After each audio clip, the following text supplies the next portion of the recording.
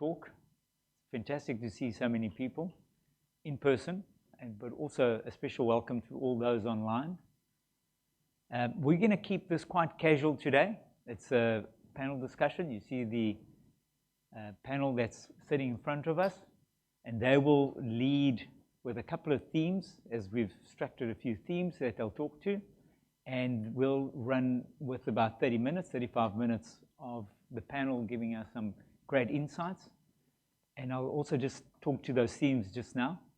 A special thank you though, and before we move on, just a special thank you to Graham Tressler and his team, the Digby Wells team, and then also to the BDO team. I see represented by Tuto, who's taking photographs, and then Sofas as part of, Sofas Krenol, Tuto Masasa as part of our advisory, and I'm also from the BDO team.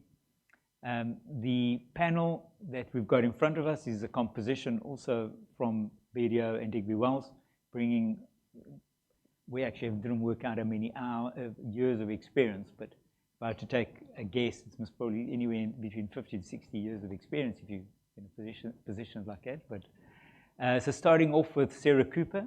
Sarah is a sustainability specialist, and Sarah is mainly focused on advising clients, companies, and also working with regulators. And look, I believe that you might have seen all the panelists, and you might already have an insight of who they are, so I'm going to briefly go through it. And then Richard on my right-hand side, Richard McDonald. Richard is going to bring his business and financial acumen, and very much around ESG and the economic side of it, the spend side of it, and the benefit side of it. Then we've got Corinne Erasmus, part of our BDO Sustainability Advisory, and Corinne both involved in doing planning, strategy, and also ensuring that our clients do perform in terms of implementation and assistance with that. And then last, Jacques Paredes. So Jacques Paredes, an audit partner in our natural resources team, and Jacques particularly going to speak around the assurance, governance side of it in terms of his expertise, but you'll see that they'll all have a chance to speak about the three key themes. So those three key themes are going to be around trends. We've had COP26, COP27 that's coming up, which is an African COP this year, in Cairo in November. So there might be some trends to predict and the impact of those. We'll then talk around the financial side of it and some of the economics around ESG, the benefits. And then the third theme, you've got to bring this into it, but it's going to be risk and the pitfalls around the risk elements, but also governance. And it talks to the G in the ESG. All right, so posing the first question, and I'd like to start with you, Sarah, if I can start with you. Of course. So around trends and expectations, building up mainly from what you've experienced here and building up to COP27. Yeah, sure. So the trends I'm seeing coming through are increased regulation, particularly around disclosure. So you look to Task Force for Climate-Related Financial Disclosures. That's been regulated in the UK. Double materiality is coming through in the EU, through JSE as well. And then also on a climate front, looking not just at setting a target, but moving through to implementation and how you get there. Okay, thanks. And Corinne, have you seen similar trends and any? Yes, definitely. I think building on what Sarah has said now about, let's take the targets, for instance. I think there's been an incredible amount of discussion happening since COP26, specifically on carbon emission setting, net zero pathways, net zero methodology. So that's definitely something that we're seeing coming through much more strongly. Linked to that, of course, is energy security within the mining sector. The whole discussion, I think specifically relevant to developing economies, is around a just energy transition. What does that mean? What does that imply? We've seen in the latest JSE guidelines published for companies to use as a reporting guideline that there's actually a requirement of companies to provide a just energy transition plan as part of their sustainability reporting. So that's definitely a major focus. And then just one last point in terms of climate, and Bert, as you mentioned, we've got COP27 coming up. We were chatting this morning. For such a long time, climate mitigation has really been at the forefront of the climate discussions. It's to some extent it's easy to identify opportunities. You can monitor it, you can manage it, it's quantifiable. But climate adaptation has not been at the forefront. And I think if there's anything that we've learned from the past massive flooding in KZN, it's that we need to start looking at climate risk and climate risk modeling and integrating that into our operational planning much more effectively. Yeah, thanks, Corinne. Jacques, if I could ask you a question. I mean, there was a point that also Corinne mentioned around the flooding and the impact of that. I mean, obviously there's significant cost and impact that's got on our corporates. Any trends that you've seen? Yes, Bert. I mean, the JSE is specifically focusing on the corporate reporting in terms of sustainability and really putting the onus on the board to identify the risks that each entity is facing and how they're dealing with it. Now, the JSE acknowledges that the board may need assistance in terms of the ESG reporting, and welcomes them to bring their experts into a system identifying those risks, because I think that's potentially where the board may struggle, is identifying risks that are applicable to the organisation. So definitely, it's just a reminder that, the flooding in KZN, for instance, that these are the types of risks that sort of come out of nowhere and seems to be a more regular occurrence currently. You're right. It's been a more regular occurrence, and Richard, to your observations and with your background, have you seen an opportunity of how, from a client or corporate reporting, anyone involved in any form of external reporting, how should they be positioning themselves in terms of reporting, call it catastrophic elements developing? So, Bert, I think still on the topic of themes, of trends, we've seen a lot of money going into ESG funds over the last 24 months, probably about $1 trillion being invested into ESG funds. And it's exactly, the drivers seem to be three things. One being these catastrophic weather events, so flooding, wildfires, droughts, and investors have sort of put or can't walk away from the fact that climate change is having an adverse effect on supply chains and businesses and bottom line numbers. That's then putting in, regulators are coming in and saying, well, now you've got to start reporting on this. So Corinne touched on a double materiality earlier, and we'll probably get to that. But having a look at how the business is affecting the ESG outwardly and inwardly, and reporting on those going forward. So I think that's going to be a trend. The other part of it, pushing this trend of money into ESG investing, is of course a bit of a generational shift. So if you have a look at the big family offices, probably controlling 30 or 40% of investment spend, there is a change with the generations coming in, saying, okay, well, we've made all this money over the years. What now? What are we going to do with it?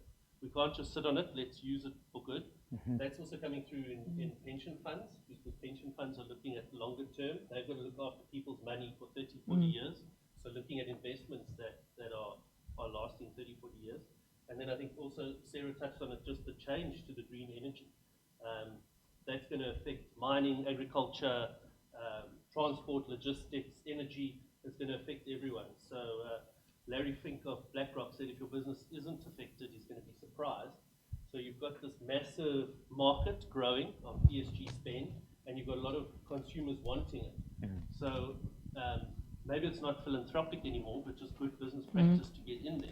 And I think that's what we're seeing on the investment side. I think, Richard, just to sort of add to that as well, from a mining perspective, the younger generation typically see it as a dirty industry.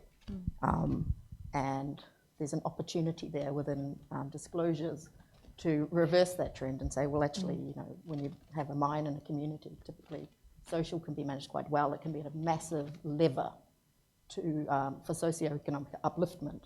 And that's a story and a narrative that needs to be brought out more. And organisations like ICMM, World Gold Council are really trying to do that as well.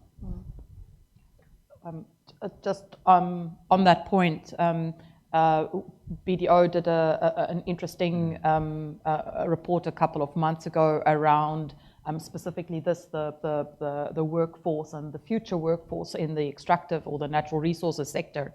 And this was typically one of the issues that came up in that report, is that there is I think we can call it a misconception around mining, around the proactive social and environmental management that happens within the sector, that would push away a millennial or top quality millennials looking for employment within the sector. So it was interesting. And Corinne, thanks for touching on that. You're right. It was the Gen Z survey in terms of attracting new talent into particularly the mining industry and all related industries. So it told there's a gap. But Richard, I just wanted to touch, and it was also in line with the trend you were speaking about from the economic finance perspective. And you touched on funding, and you touched on the risks and the losses. But there's also a lot of mining companies adopting, well, they have adopted. I mean, I think let's give it the adoption's there. The impact of ESG on mining companies. There's also a positive, very positive spin on many of them, without obviously speaking about what they're involved in terms of the resource. But to a large, maybe you just want to touch on that? Sure. I'm double mic'd now, so I don't know. Hopefully I think it comes down again to good business practice. So there's a term in ESG called materiality, and accountants all sort of sit up and say, I can tell you about materiality because we've known about that. But they sort of trick you into thinking you know about it. And materiality in ESG is not a money number that's above or below it's material or not. It looks at effect on stakeholders and risk. And that's what they base materiality on. There's a lot of studies and a lot of sort of academic work that's gone into it to say that clients, in particular mines, focus on ESG items and they'll beat the market. They'll do better than market. But I think it's a little bit more nuanced than that in terms of clients that look at material items and do them well generally beat the market. What we've seen is if you spread yourself too thin, you generally don't cover all the bases. You don't succeed in what you're trying to do on the ESG front, and you end up sort of spending resources and money and time on items that you don't get right. So it's generally picking the items that you want to focus on, and again it goes down to materiality. High risk items, high impact on stakeholders, and stakeholders, that's your entire ESG. From an investment side, I think everyone's going to have a different view on it because it comes down to your perception, the bit of information that you've got. And we often see analysts looking at the same prospect, the same mine, and coming up with completely different risk ratings. So what you might think is important of going down to yellow fleet, working on, and yellow fleet, if you think of a typical load and haul operation, probably contributes 30% to your scope 1 emissions, 30% to your costs and most of your scope 1 emissions. So do you focus on that, try and get your load and haul right through management of it, training, and that sort of thing, which lowers your emissions, which looks good. It lowers your costs and increases your profits. So that really sounds good. Or do you look more on the social side, which I'm sure the specialists will talk about a bit more as the silent S. Do you focus more on the social side? Do you go out into communities, making sure that they understand that the sustainability of a mine is really hinged on having to relocate communities, having to absorb them as part of the process? And that doesn't really have an impact on the bottom line now, but it's critical in 5 years' time if you want to carry on mining. And that's where it comes in.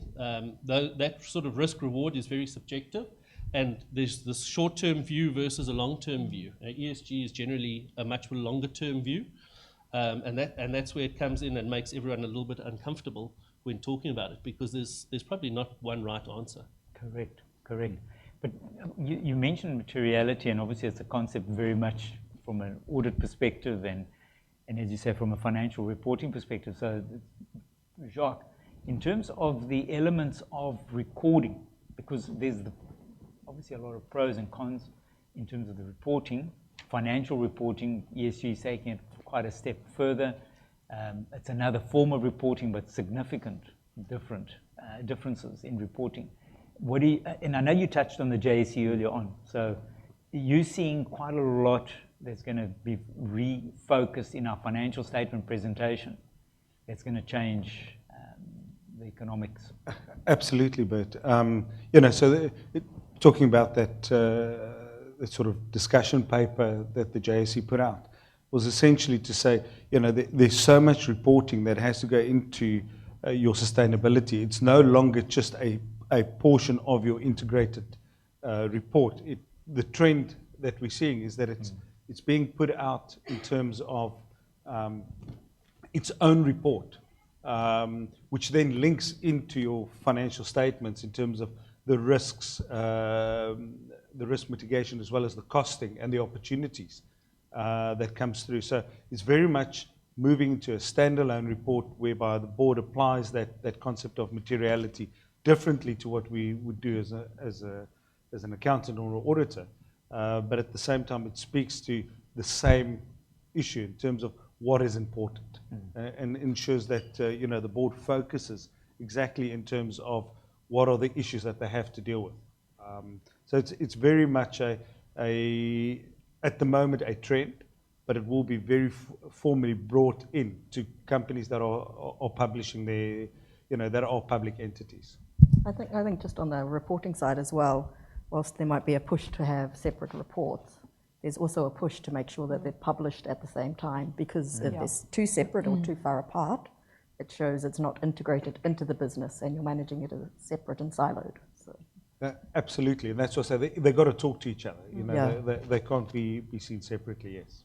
The exposure drafts released by the new ISSB, the International Sustainability Standards Board, they actually suggest exactly what you've just mentioned, Sarah, is that your financial reporting or your financial reports be released at the same time as your sustainability report in future, purely to try and, as much as these are perhaps separate reports, but really to try and integrate the content more effectively, so that the aspects around materiality also become something that's quantifiable from a financial and a financial risk perspective.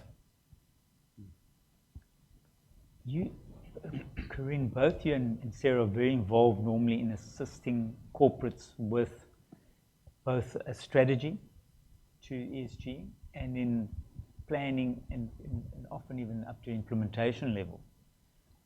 Do you, and in terms of, we were talking trends and now talking more from the financial or other aspects, it doesn't have to be financial, but other aspects, do you, and just in terms of the audience, in terms of understanding how you're seeing things change, I know you mentioned sort of greater reporting, greater compliance, but what else do you see changing from the strategy right up to the actual reporting? Sarah or Corinne, I mean, if one of you could take. I think it depends on which one of us wants to get onto the integration soapbox. Sarah and I have chatted about this before, and we share the sentiment.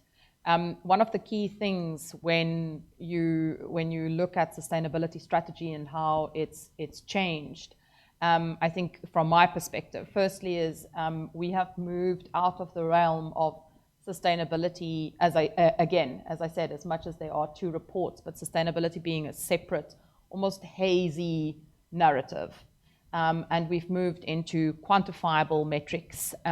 It's performance-driven, it's data-driven. You can't manage that which you can't measure. So I think sustainability has moved much more into that auditable space, if we can call it that, than what it has, certainly what it has been. And that's also something that's being driven by this conglomeration of different types of frameworks now trying to come together. The second aspect really is about the integration. I don't think we can see these different elements separate anymore. We were in a discussion this morning, and the whole issue around, for instance, climate risk and overlaying climate risk or climate modeling with your enterprise risk management, and the value of such a process in potentially identifying hotspots of risks, hotspots of potentially opportunities, is becoming increasingly important. So finding ways of integrating sustainability with governance, strategy, and risk management, as per the TCFD that Sarah mentioned earlier, that's definitely something that we're seeing coming to the fore much more strongly. Yeah, and I think even within that, within the sustainability or ESG space, it's also seeing trends around, you can't attack or approach climate change without talking about poverty alleviation, Absolutely. without talking about impacts to biodiversity. They're all interlinked, and you can't silo them. You have to approach it as a whole and in a fulsome way, and then that's bedded into business practice and understanding and decision making. Absolutely. We're going to carry on with the panel, but we will have an opportunity for questions. And so if you do have any questions, we've got a roving mic, which you can just put up your hand, but we'll get to the questions in about another 5 minutes. And also those online, feel free to pose any questions. So just, we're carrying on with sort of the theme on the governance side, because you touched on the governance element, Corinne and Sarah. And obviously there's a significant reason why we're following ESG, and that's really the survival of us all going forward in terms of the conversation, the 1.5 degree challenge and where we're going with that in terms of, are we going to achieve, everyone says we're already the 1 degree warmer, and the forecasts are showing that the 1.5 is easily going to be exceeded. And if anything, we're looking at, Corinne, correct me, but it's probably a 2 to 3 degree shift in the next 20 years. And so the impact of that, and now sort of talking around that risk, and then the governance side of the ESG implementation. And it's difficult to implement because you've got countries, alignment of countries, you've got economies, the impact it's got now to the impact it's going to have in future. Do you want to share something there? Now, I know COP27 might particularly put a penalty environment.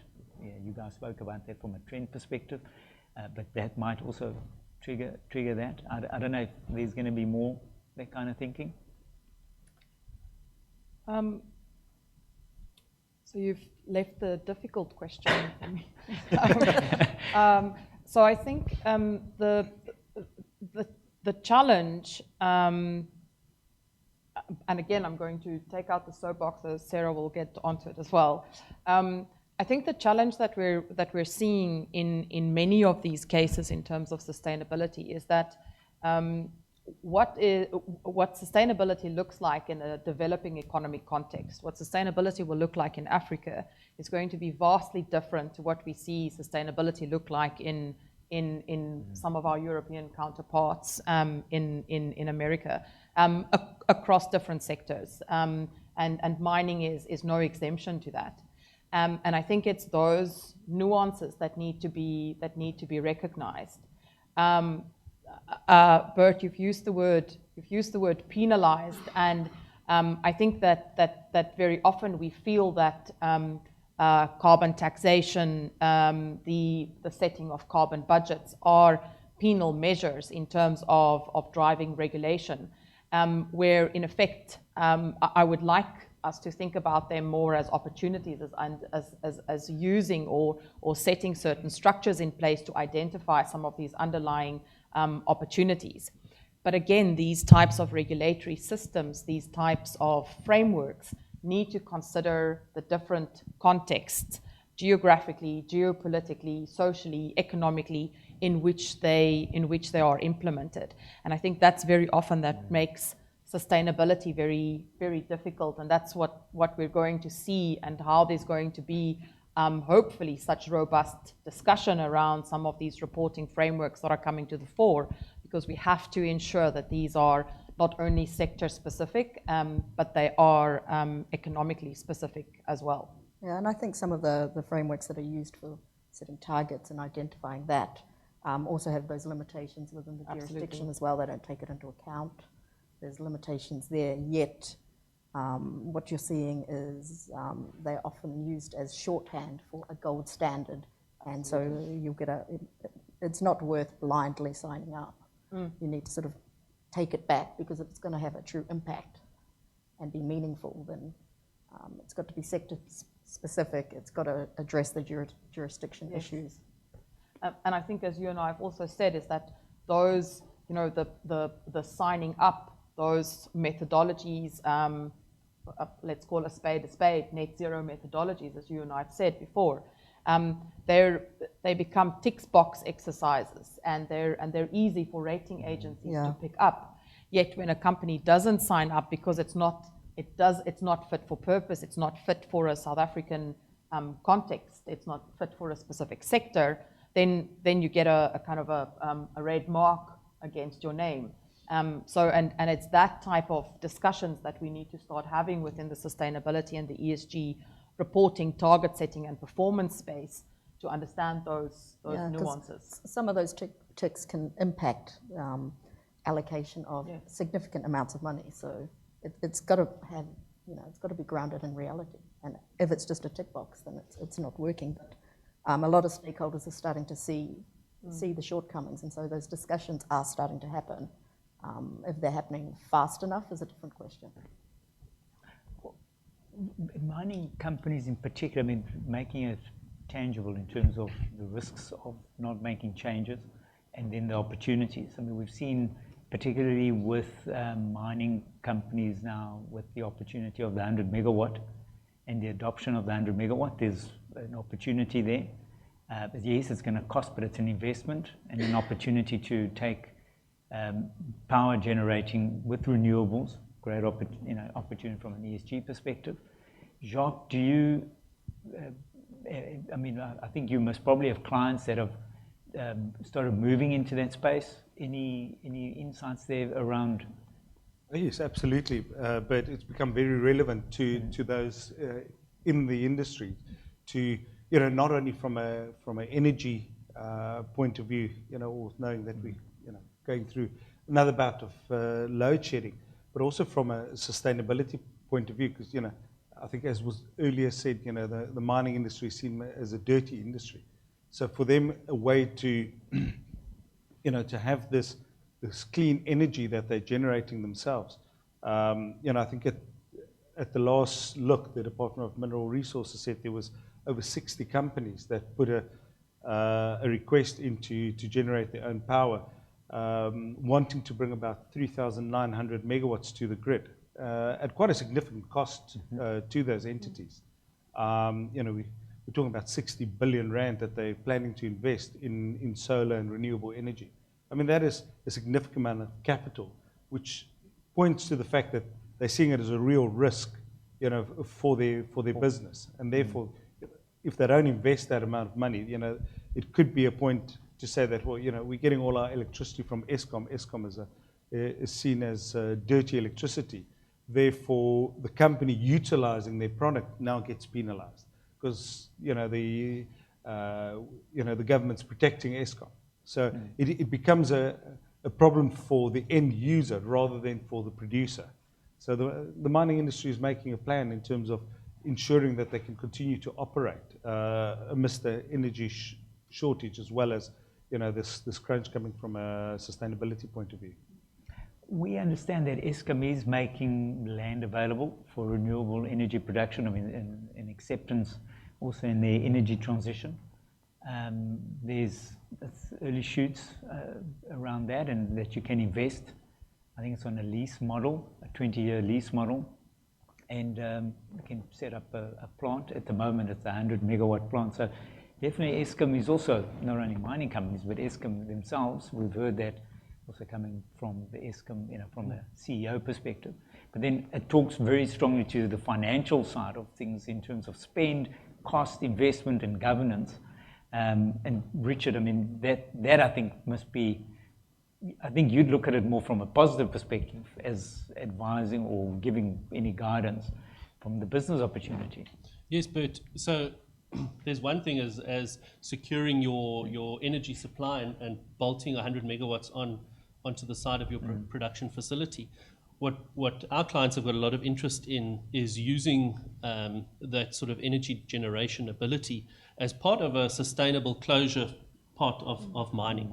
So you've got a discard dump or a TSF or just a pit that's been closed, instead of just using that for grazing or having it for a perpetual liability, is turning it into something like the solar or renewable energy on the wind side, because your infrastructure's there, you've got communities around you, you've probably got a water problem, and you can use all of those items in generating electricity, putting it back into the grid, and then actually creating an income stream going forward, as opposed to just this liability on your balance sheet. The same thing with the water. Yeah. Water treatment and putting it back. No, so I think there's a lot of practical. Good things there, but also you're taking a liability and turning it into a potential asset. No? Great. Look, maybe we should go to some questions, and please feel free to raise any questions to our learned panelists. We've got a question that's coming through, and Corinne, I'm going to pick on you on this one, because this is actually a point we were discussing earlier on. And this vagueness around what we refer to as ESG and sustainability. I mean, when we were talking about it earlier on, someone made an observation to us when we were discussing it, to say, well, you've made it very specific. The question there is saying, why does it sound like it's meaningless in terms of the interchangeability of the ESG and sustainability element? And maybe it's not specifically enough in terms of a metric measure and so forth.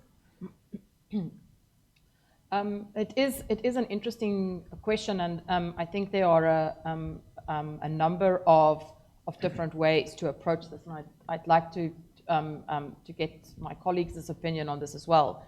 I like how the question is phrased. It says that the E, the S, and the G seems to refer to different subjects, but not a state of being. So ESG, in my mind, is very much linked to specific reporting aspects and reporting requirements, versus sustainability is really about, and it's increasingly about, understanding these complex interrelationships between these different elements. I mean, if we break down the E, there'll be a myriad of different related aspects: climate change, biodiversity, water. If we the same thing with the S, the same thing with the governance. In my mind, the E, the S, and the G, it's not so much used interchangeably. It's used as specific focus areas for reporting, versus sustainability is really a process. It's a strategy of integrating these and unpacking the interrelationships between these, and building your planning around that, and building your implementation around that. Yeah. As I said, I'd like to get some additional opinions. I think for me, I've always known it and initially knew it ESG as sort of an investment thesis. It's backing that environment, social governance part into investment decision making. And then the sustainability piece is more how you talk about it, and it's a more holistic view. Holistic, yeah. I mean, in theory, it's the common theme that flows throughout ESG is, the fact that whatever you do, ensure that it's sustainable, that it's measurable in terms of being able to add value and not to destroy as it goes along, which is where I see it coming through. I think it has been very interesting to see and to look at the evolution of the concept of sustainability. So initially, sustainability was very much defined in the context of those three, the Venn diagram, the three, the environment, the social, and the economic, and how these three come together. And if you look at sustainability today, let's use a simple example, the 17 Sustainable Development Goals. Suddenly we've moved from 3 diagrams, we've had the 8 Millennium Development Goals, and now we have 17 development goals which stretch across a myriad of different sectors and different aspects. And I think this evolution of the concept speaks to, as Jacques had said, this golden thread that runs through. And we're focusing reporting or investment decisions on 3 key categories, but there's this, as the question says, the phrase, there's the state of being that everybody is trying to achieve and trying to work towards at the end of the day. I think the SDGs and the 17, again, it brings it back to that they're all interlinked. Yes. You can't achieve one without impacting the others. The others. Yeah, so they all have to be addressed together.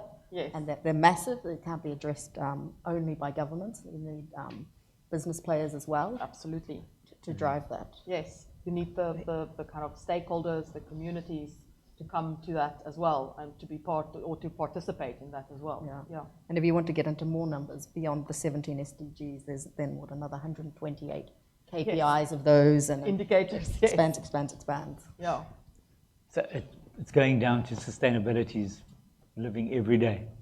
You, as a person, as a corporate, you're living it every day. That's really bottom line. Sustainability it's here to stay, and it's so key to everything we do. Absolutely. Are there any other questions?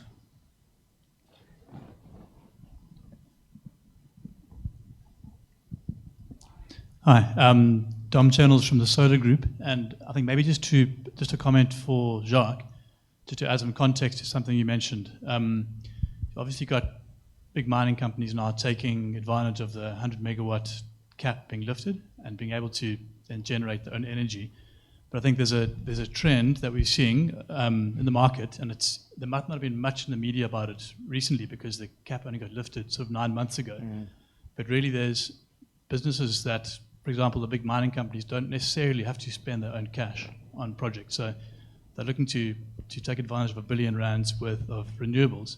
They can be an off-taker under a wheeling agreement, or under a scenario where they're an off-taker on a power purchase agreement, where you have developers, institutional financing going into these projects, and someone else owns the asset, and the mining company gets cheap energy and gets the ESG reporting, and I think to what Richard said as well, it's now material. They can have material savings that actually make a difference in the reporting. And but yeah, I think the point is that it doesn't necessarily have to cost the mining company.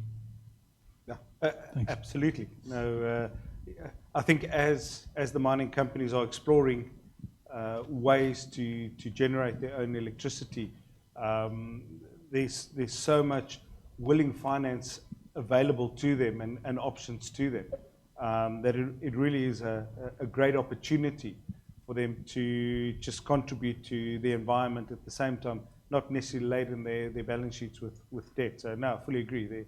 There's a lot of options available to them. I think another thing, like some of our clients we're seeing when they're putting some renewables in, working out is they've got a 2-year payback. So there's a de-risk and there's an opportunity for savings, very clear, and it's a quick payback. But what size plant would a 2-year payback have? Because normally, if you're putting up a 100 megawatt plant, that's not normally a 2-year payback. That would be a while. Yeah, and an advantage of you're talking about, like a private participation or private purchasing of power. I mean, we understand that you're really going to have very limited opportunity there. You've got to sell it back to maybe government, municipal, environment. Those are the opportunities. It's still quite a limited traded area. So, there's scope for funding, there's scope for developing. A 2-year payback would be most probably a smaller operation, I would say.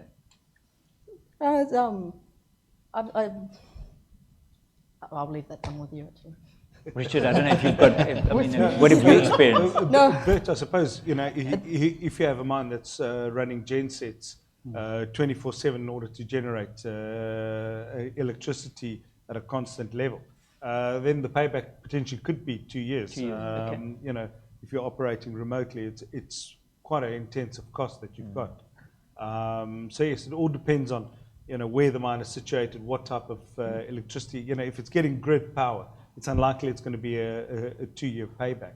But if they're running gensets and you're trucking your fuel 500-600 kilometers, absolutely, it could be as little as the 2 years. Yeah, I was going to add before Sarah put me on the spot that that it is very context and the type of mine specific as well. So it could very well be a shorter time period depending on the setup of the agreement and depending on the mine's energy profile and what alternatives they've already perhaps incorporated to some extent already. Yes. Great. So did we? One second. Good afternoon. My name is Yosa from Musa Dudi and Company in Zambia. We're a law firm operating in Zambia and advising many players in the mining sector. My question has to do with something that the ladies touched on sustainability and what sustainability looks like in Africa is not the same as what it would look like elsewhere. And touching on the regulatory aspect of this, what we tend to see in Africa is that on the regulatory side, we have a copy and paste type of approach where what is being implemented is not really workable in Africa. So what would be your recommendations and in terms of how to properly adapt to the African context, and what are the trends that you have seen to adapt to this challenge in Africa?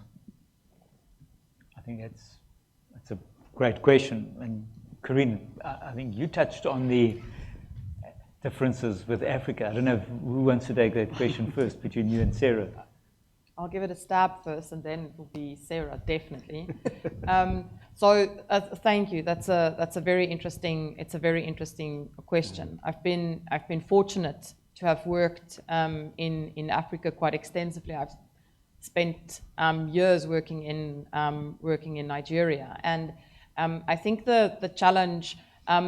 Even in the South African context, we see challenges with kind of best practice or what's being touted as best practice regulatory examples or regulatory practices being implemented in a space which is not where it's not fit for purpose.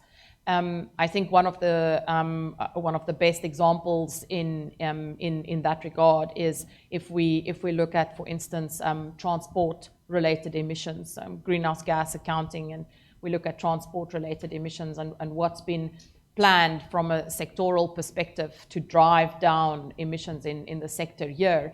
Our cities just didn't develop with strong enough public transport backbones in order to accommodate some of those types of initiatives. So I think even here we have some of those examples. I'd like to use what Sarah mentioned about the SDGs as a starting point for these types of regulatory aspects.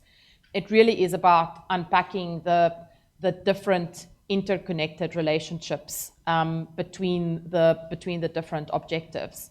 And I think that specifically within the African context, that we have this very narrow integration between environment, resource use, and the social context. And by starting to unpack those interrelationships from a regulatory perspective, one will be able to develop a framework for your regulations which are much more context sensitive. Unfortunately, I don't have examples from the mining sector, but the learning that I have from having worked in Nigeria has certainly been around understanding this relationship between resource use and the societal context, resource impact and the societal context, and developing a framework for land use development which understands those different relationships and are able to unpack and be sensitive towards those interrelationships. That's definitely been the key to some of the work that I've been part of. Bert, I don't think there's any one correct answer, and that's why each mine, each country, each region is different, and you have to go and have a look and see what is material to the stakeholders on that site, in that region, in that country, whether it be North America or North Africa or South Africa, for that being. So, but there's basic principles when you want to relocate communities. People need to be treated fairly. People need to be looked after. There's human rights that clients that have in the past suffered from human rights abuse. They need to correct that, and that's where we come in and help them. So there's some sort of basics that you need to get right. And yes, it's not a tick box, but I think there are some basics in the framework that are applicable no matter where you are. Yeah, no, you're right. But Sarah, you also deal with quite a lot of international. Within an African context, and if there's a lag, and I think climate change is probably the one where there's infrastructure lacking, yet an expectation that we're all going to meet the goals of Paris, and it's a uniform thing across developing world. There's opportunity to leapfrog technologies in a curve that the industrialized world, for want of a better phrase, did over a long time period. And that puts an undue pressure, but it creates another level of opportunity as well. Yeah, I think that the climate is another really good example. In the Paris Agreement, we talk about common but differentiated responsibilities. This idea that we're working towards the same goal, but we have different ways of achieving that and different ways of contributing, which is fair. And I think that, just to add to what Sarah is saying, I think that principle cuts across not only from a climate perspective, but perhaps across a number of different regulatory focus areas within the developing economy context. Thank you. Please go ahead. Sorry, Karen Ireton. Just a comment on your common but differentiated thing. I mean, the fact that Africa is lagging presents an enormous opportunity. I mean, we constantly position it as, oh, shame, poor Africa, we can't do this. But actually, oh, shame, poor Africa, we've got one hell of an opportunity to get public transport going, to get the renewable energy going, et cetera, and particularly in mining communities to get the installation of power, to get mini grids going, to do so much. So I really would hope that the mining industry starts to recognize its huge potential for change. But I'd just like to draw the conversation back a little bit. So many of these ESG conversations these days are all about reporting, disclosure. And I'd like to pull you back to some of the fundamentals and ask what you think is the current state of play in terms of managing some of the underlying environmental issues. I mean, we touched a few times on social issues, but some of those fundamental environmental issues, it bothers me. I'm not sure that the practice is where it should be. And I'm just wondering what you're experiencing in terms of your advisory practices or your operating environments. I think from what I'm seeing is that there's an expectation. So again, and I'll look at climate. Sorry to go back to a sort of reporting and disclosure, but 2 years ago, there was a lot of pressure to come out with a net zero target. And there was what I'd call a race to net zero. But then the expectation very quickly became, okay, well, how are you going to do that? So the expectation then becomes, what's your roadmap? How are you going to get there? But next step that's come through this last 12 months, I think, is that adaptation and mitigation and resilience And so we're seeing that because there's a pressure and an expectation to act. From my experience, I think we've seen that to a large extent the South African mining industry, or perhaps mining more generally, but has been at the forefront in many cases of ESG because of this, the extractive industry, the social impacts, the environmental impacts, and they've had to manage that sometimes very tense relationship.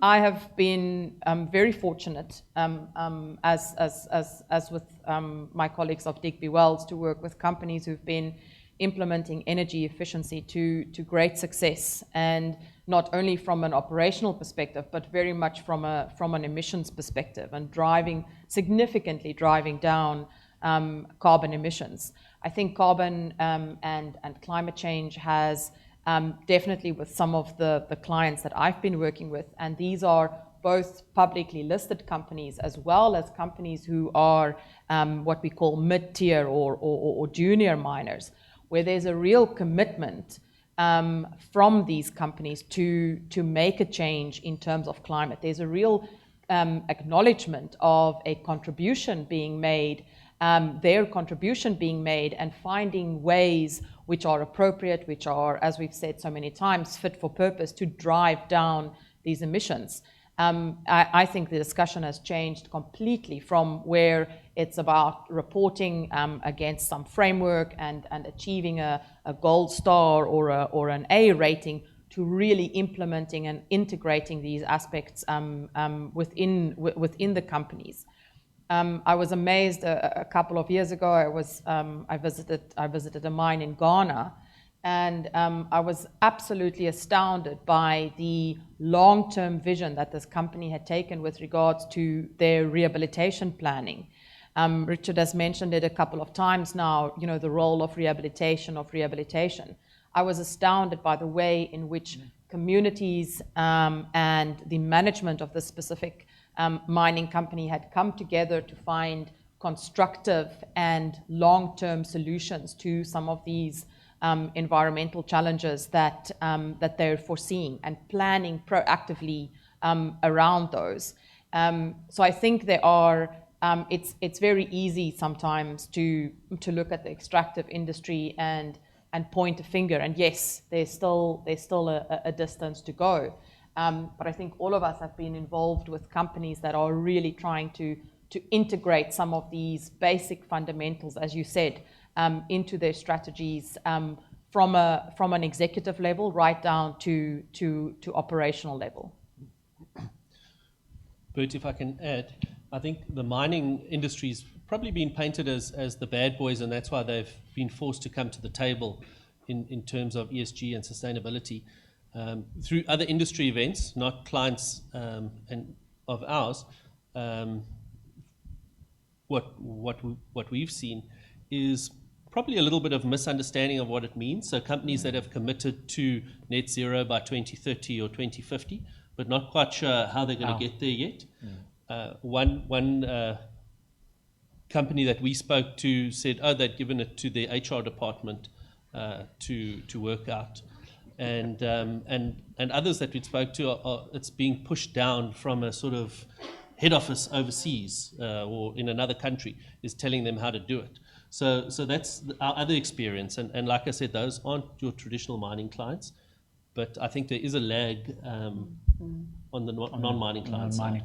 I think what I touched on earlier at the start with the coming regulations, something like a TCFD or double materiality, really build in, and you have to show how this is discussed at board, executive, right the way through. So you can't just offshoot it across, say, okay, it's an HR problem, which doesn't make any sense to me, but there we are. So the solution is probably executive education. That's where it starts, is having those interactions with boards shareholders, investors, and telling them what it's all about and why we need to do it. And a huge component of those disclosure regulations is that. Yes. How do you show this? What are you doing? Yes.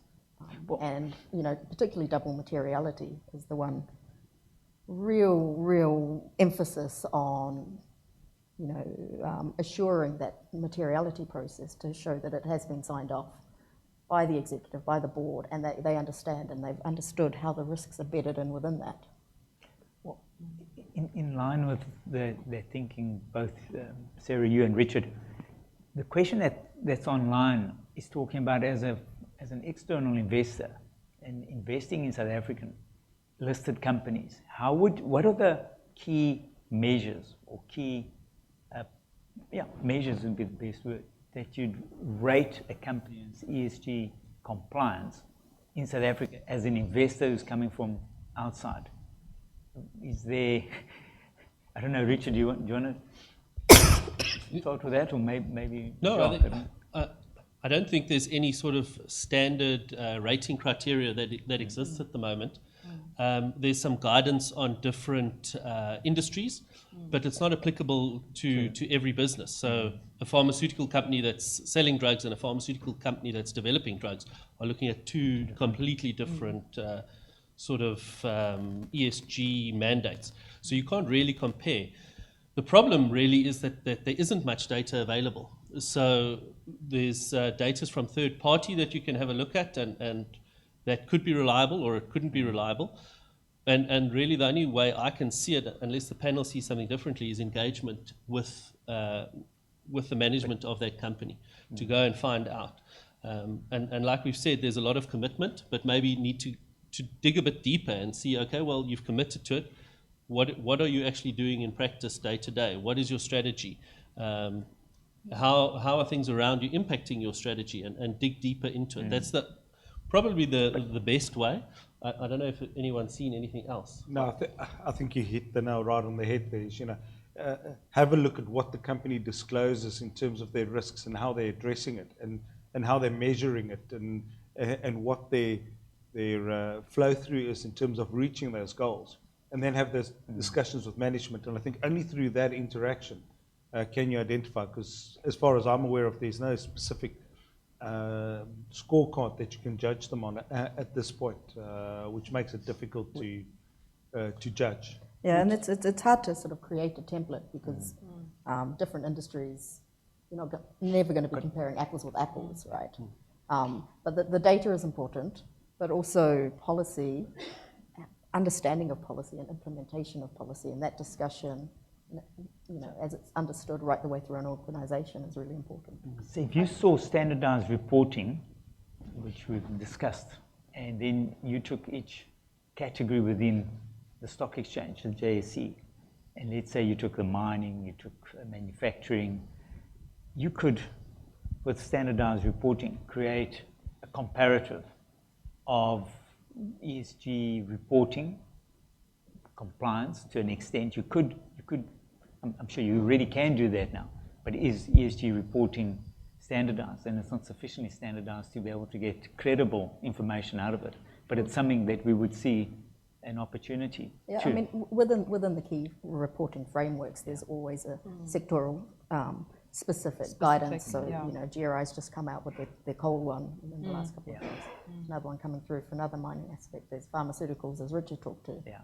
And they do help to standardize and harmonize, but there's always a degree of nuance. Yeah. And I think that's also what the ISSB is trying to create, is a framework or a body of guidelines which will enable much more alignment and comparability across the different sectors. But I think it is important that one understands these kinds of benchmarking and cross-referencing. I think they can happen within specific sectors, and they have to happen within a specific economic context. I think you have to make really sure that you're, as Sarah said, comparing apples with apples at the end of the day. And I'm sorry to harp on about materiality. Yes. There's no point reporting on, I don't know, water use for a bank. Yes. Much more material for a mine. So you focus on those key parts, and that's what's got to be sector focused. To what I'm saying is, that's just good. That's just good management and good business at the end of the day. Focusing on what's most important to your business. Bert, I think throwing the question back out there is what then? So say you've got a good view on Company A, Company B, and Company C's commitment to ESG, what do you do then? And that's something that we've spoken about before, is where do you adjust your valuation? So strictly speaking, you should adjust your valuation. Where do you adjust it? Is it on the WACC line? Is it a line for provision for penalties? Or how do you actually take that information and make it meaningful? Or is it just a feeling? No. Hopefully it's not just a feeling.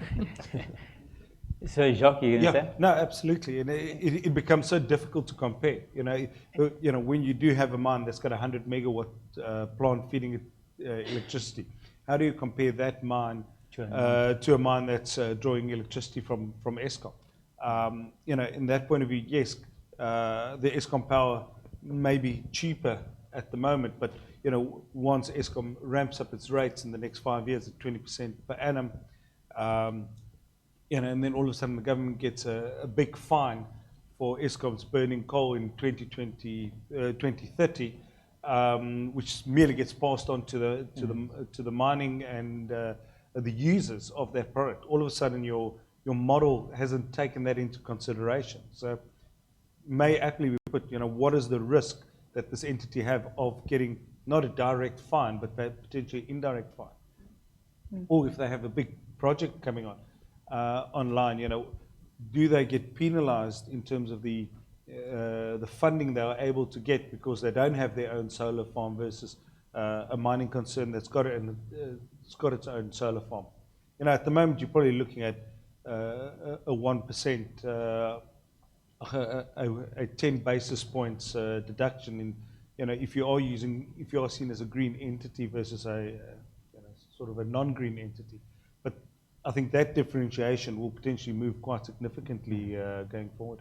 And I think if you look TCFD, again, with the scenario analysis you have to apply, so you have to be looking at these coming risks. Is there taxation coming through? Where are the penalties alongside extreme weather events? And what does your business look like at 4 degrees, 2 degrees, 1.5, and all these other variables? Yes. And building that into your financial model for a business. At the moment, certainly we're not seeing too much thought being applied to those issues in terms of when we are looking at, what's the financial modeling for the entity looking like. So yes, I think that's going to become very relevant. Yeah, it's legislated in the UK now as part of the green economy, so we're seeing that. There is the observation online that the JSE has issued sustainability reporting guidelines, which Jacques, you actually did touch on early on, and I think Corinne. So, in that you're really talking in the context, understanding that there is guideline, there are guidelines, but still those guidelines are very difficult to apply in some cases where the corporates are so different.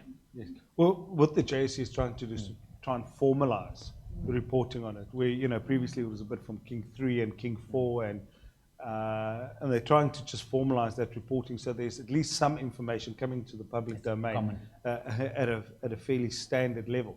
But then we're only looking at public entities. I mean, there's such a big economy outside there that is not reporting anything.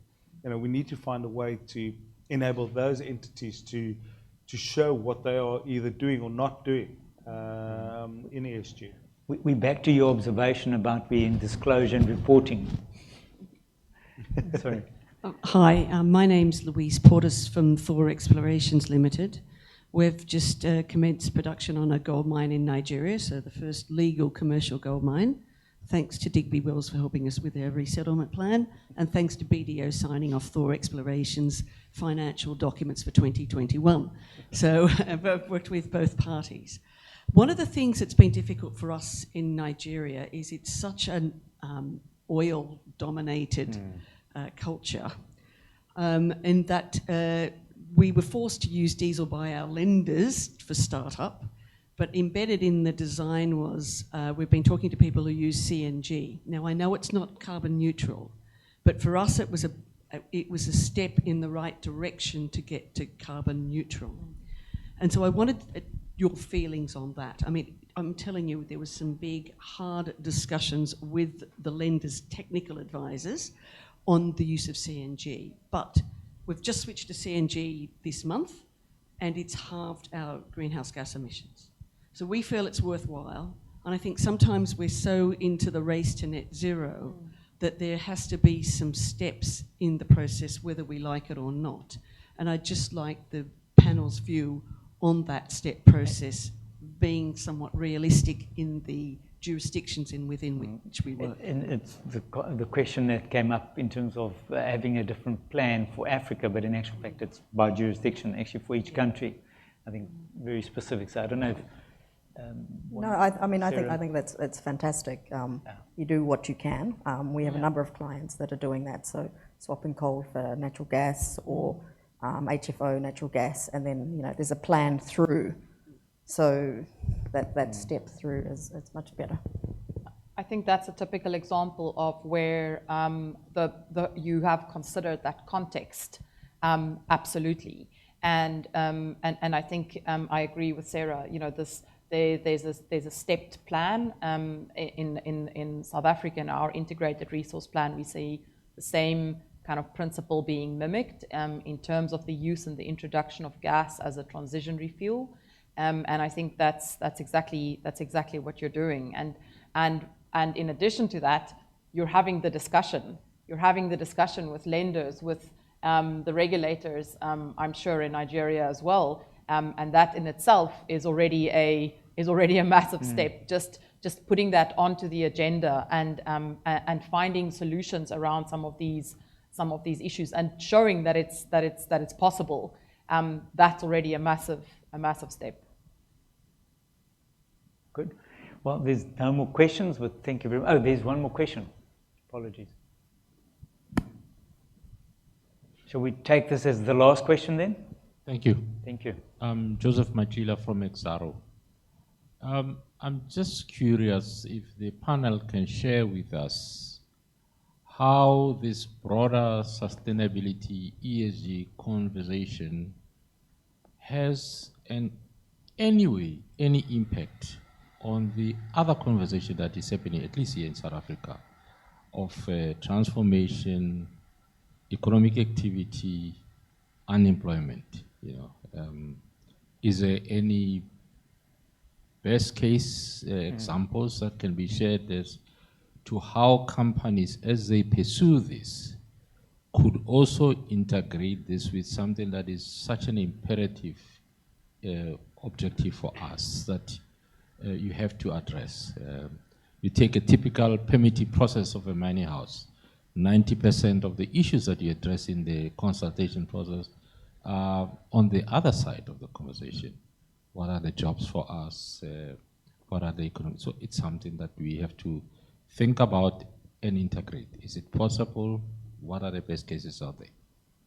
Well, it's a great question. I mean, we did touch on the consequences of everything we've said in ESG, and the impact it really got is to people, bottom line. And that impact, to your point about you know, people's employment, people's livelihood, transformation in the context of South Africa and worldwide.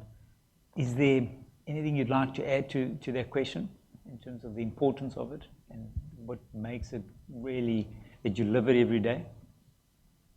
Yeah, but perhaps I'll add. I think, you know, the mining industry has always been in a unique position whereby they realize the importance of not only looking after the mine itself, but also looking after the community that surrounds it. And one of the examples that I've seen is where a mine is in process of putting on one of these solar fields, and they're actually quite far down the line. But as part of them delivering electricity for themselves, they're actually also delivering electricity to the community. You know, thereby alleviating you know, the costs as well as the inconsistencies in electricity generation to the community. So they tend to think a bit more broader to ensure that the community is alleviated. So I think that approach certainly is at the forefront of many of these thinkings in terms of the sustainability. You know, the rehabilitation is not just to rehabilitate the mine and then say, well, we've done our share and move on. It's to leave something of a lasting legacy to the community. So certainly I've seen examples where that is very much linked to the company's ethos in terms of their ESG approach and their sustainability approach. Bert, I think it's also it's getting out there. So what we I think we alluded to or touched on is understanding what your stakeholders need and what's material to them. So not just going and saying, we've got a lot of people around us, let's put up an outdoor gym in a school because that'll be good for our reputation. It's going out there, understanding what people need, what the community needs, and what they'll value and what they'll get most benefit from, and putting that in your ESG plan. So it's taking it from the people. Yeah. If I could add to that question, I think very often sustainability seems to be a green or an environmental issue, and it's not. As we've said earlier, it's an integrated and a complex issue, and it is about these interrelationships. But the social component of that plays a significant role. And one of the examples that I can think of is as we said earlier, around the just energy transition. And if we talk the just energy transition, a big part of that framework and what we as a country are looking at in terms of moving forward is about job creation.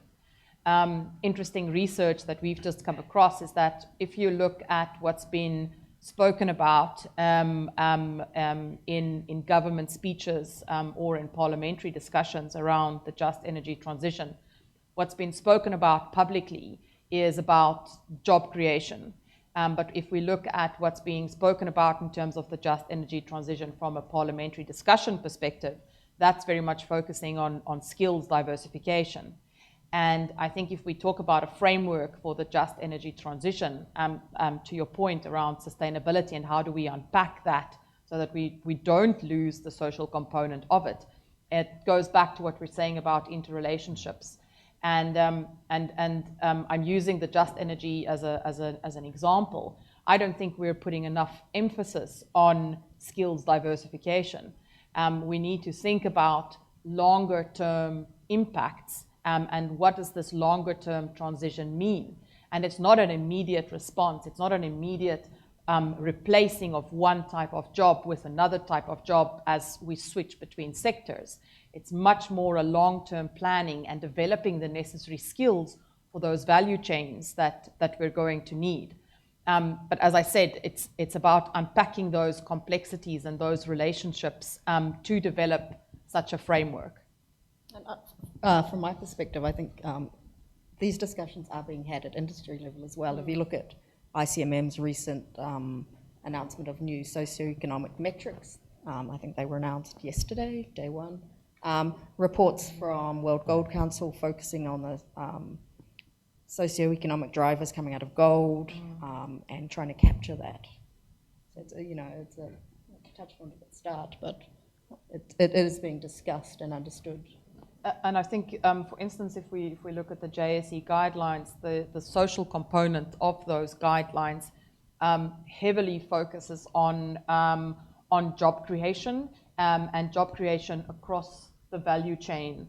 Again, those guidelines really, the real work will start in how do we make those practical for the different economic sectors in South Africa. But as a starting point, the social component really looks at long-term job creation, and it also looks at long-term job creation from the perspective of, for instance, the just energy transition. Good. Well, thank you very much. I hope that you've enjoyed the panelists, that the content, the insights will help you as you go forward and in your businesses or in advising others. Panelists, thank you very much. That was great to hear those insights, and thank you for your participation. Please do remain. As I've said in the intro, it's great to have so many people around, so do remain and interact, and we'd like to hear some of your stories over a drink or something to eat, so please remain. Thank you. Thank you, everyone, and thank you again to BDO and Digby Wells.